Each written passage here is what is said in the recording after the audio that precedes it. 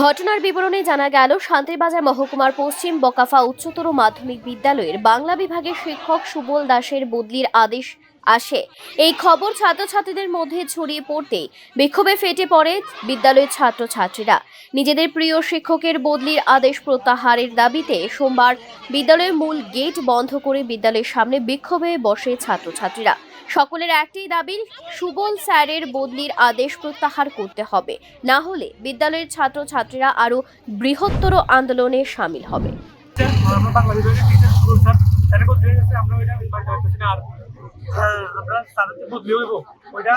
শুক্রবারে আমরা রাখছি, আর অনেক স্যার ম্যাম এটা রাখছে না। আমরা যেদিন স্যারের জিজ্ঞেস করছি স্যার এটা কেন, আমরা সবাই স্টুডেন্টরা করতে পেরেছি। ওই সময় আমরা স্যার ম্যাম যারা জিজ্ঞেস হয়েছে কিনা, স্যার ম্যাম তারাও জানা, আমরা এটা মানতে পারতেছি না। আমরা স্যার আমরা একটাই দাবি, আমরা স্যারের লাগবে। কোন স্কুল এটা? এটা কোন বিভাগের টিচার? বাংলা বিভাগ। এর নামটা কি? সুবল দাস।